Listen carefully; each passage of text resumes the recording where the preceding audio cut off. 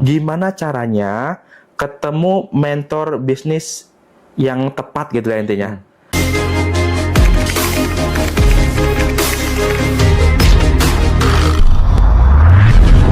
Nah soalnya kan ya memang harus kita akui, Mas Bimo, ada mentor-mentor jangan begini, tapi dia begitu ya kan.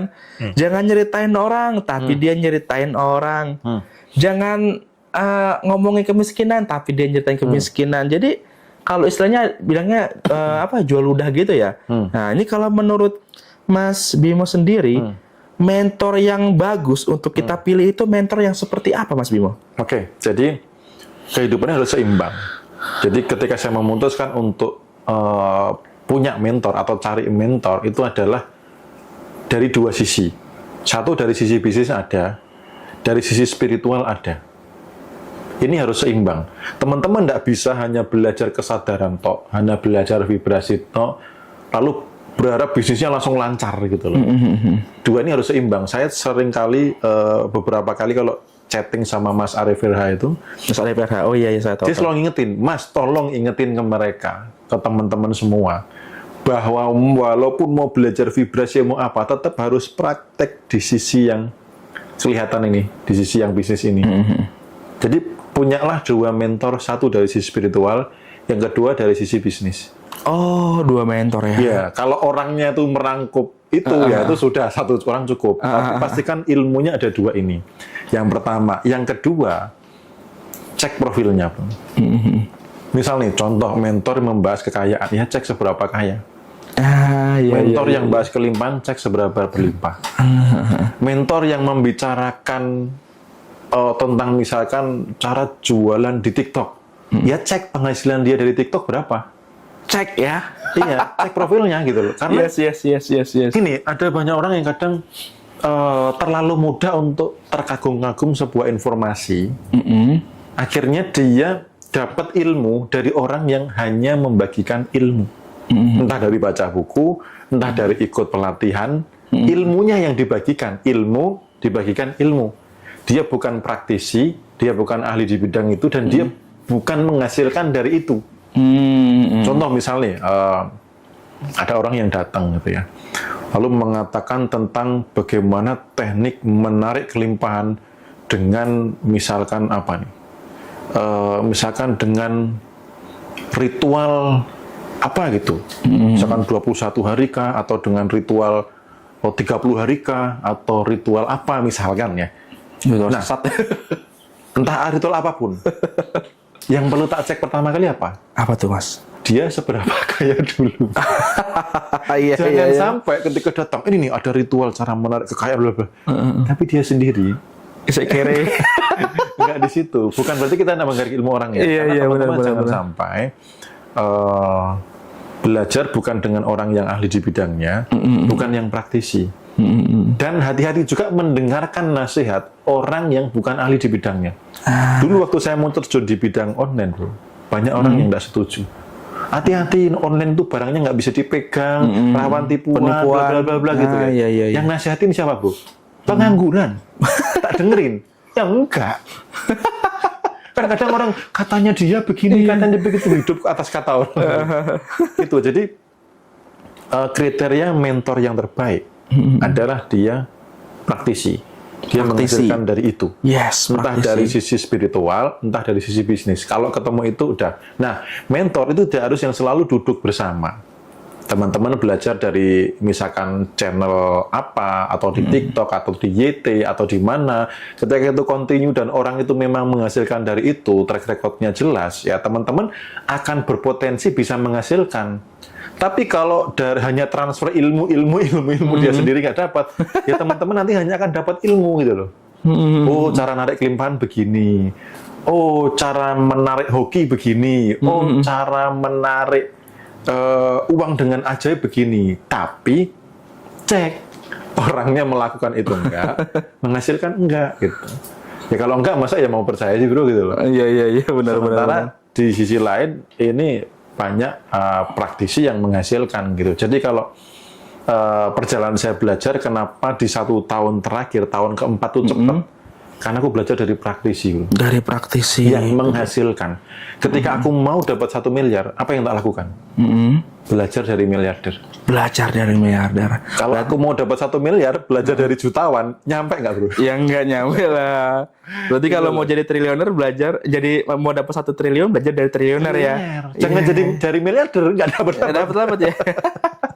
Nah itu dia teman-teman. Jadi teman-teman. Sederhana, simple, ya kan? Iya benar-benar. Jadi teman-teman kalau milih mentor harus yang sesuai ya. Jangan cuman kacang ya. Nah orang Jawa bilang kacang itu kakean, cet ya. Seperti itu ya. Jadi dilihat apakah dia praktisi apa enggak, gimana hasilnya dia, dan kira-kira apa yang diucapkan dilakukan apa enggak. Kadang-kadang ada mentor yang gitu. Apa yang diucapkan beda lagi yang dia lakukan, seperti itu ya. Jadi goalsnya teman-teman tuh apa? Contoh gini, tidak selalu masalah orang tuh uang. Ada misalkan butuh ketenangan batin, ya pastikan mentornya batinnya tenang, gitu loh. Orangnya berwibawa, bijaksana, nggak suka marah-marah, cara ngajarnya nggak pakai ancaman. Kalau kamu nggak ikut kelas saya, kamu akan sial. Loh, itu kan udah kelihatan ya gitu. Jadi selalu goalsnya adalah yang dikatakan praktisi tidak harus selalu melulu dengan uang. Kalau teman-teman pengen happy, ya pastikan belajar dengan mentor yang memang happy. Yang happy gitu ya. loh. Kalau pengen kaya, belajar dengan mentor yang kaya gitu ya. Kaya pun seberapa kaya kan? Iya, kalau mau jadi miliarder, belajarlah sama orang yang udah miliarder. Itu, jangan sama orang jutawan, nggak nyampe-nyampe nanti. Nah, seperti itu teman-teman. Jadi buat teman-teman yang ada pertanyaan langsung ditulis saja ya di kolom komentar. Dan saya mau lanjut nanya buat saya pribadi sendiri nih. Itu kalau nggak salah ya, Mas Bimo itu ngadain meditasi rutin ya tiap bulan ya. Nah, itu apa yang melatar belakangi Mas Bimo mengadakan acara meditasi rutin itu? Oke, jadi itu salah satu latihan pribadi bahwa memang nggak harus selalu itu dengan uang gitu. Iya. Makanya meditasi itu pun daftarnya, biayanya itu suka-suka. Biaya suka-suka ya? Suka-suka. Gitu. Bahkan 1.000 perak juga boleh? Ada yang pernah 2.000 perak. 2.000 perak? Ada juga yang 2 juta. Ada juga yang 2 juta, guys. Gitu. Bayar suka-suka tapi 2 juta, ada yang 2 juta ya. Itu melatih profesionalisme saya, walaupun mau berapapun. Itu untuk apa ya, dalam tanda kutip, ya ini sebagai sedekah ilmu, dan benar-benar latihan bahwa biarlah semesta yang urus gitu loh. Karena gitu gini, kadang orang tuh ngukur keadilan itu harus adil dari hasil tangan manusia. Nah, untuk membatalkan itu, untuk menjaga itu bahwa Tuhan itu maha adil, semesta itu selalu konsepnya adalah keseimbangan dan keadilan. Misal nih ada yang belum banyak, bukan berarti orangnya sial ya. Iya. Tapi bisa jadi dapatnya dari si yang lain gitu. Gitu ya. Gitu, dan seberapapun yang itu masuk, itu tetap tidak akan mempengaruhi profesionalisme. Karena yang biasanya ngelihat admin, aku nggak pernah ngelihat berapa yang masuk. Jadi pertama adalah pengen berbagi yang tidak harus diukur dengan uang tertentu. Ada yang untuk angka tertentu ada, tapi itu sebagai kenapa sih harus ada uang tertentu ya, budget atau biaya suka-suka itu? Karena harus ada pertukaran energi, bro. Jadi hukum energi itu harus ada pertukaran. Iya. Gitu. Ya, beberapa kali kayak kemarin pas mendalami energi, dan aku pernah ngalami ketika waktu itu konsultasi. Jadi habis kelas siapapun mau konsultasi tak open ya, badanku jebol. Wah, nggak kuat, sakit, napas pendek, batuk nggak sembuh-sembuh. Karena apa? Nggak ada pertukaran energi. Oh gitu ya. Gitu. Jadi kalau teman-teman merasa dapat kebaikan dari orang lain, usahakan ada pertukaran energi. Pertukaran energi supaya nggak berhutang. Yes. Pertukaran energi. Jadi nggak harus selalu bentuknya dengan uang. Misal ya apa, kasih makan kah, atau kasih hiburan kah, atau apa. Ada pertukaran energi. Ya, disiplin. Benar. Jadi jangan sampai nanti senengnya digratisin terus, senengnya dapat terus. Tapi aku kok belum pernah ngasih ya. Iya. Ini harus ada pertukaran energi, harus selalu ada. Makanya teman-teman ketika yang mau ikut meditasi itu ngelatih pertukaran energi. Berapapun itu bebas. Yang penting pada saat melakukan itu merasa vibrasinya berkelimpahan. Ya, gitu ya.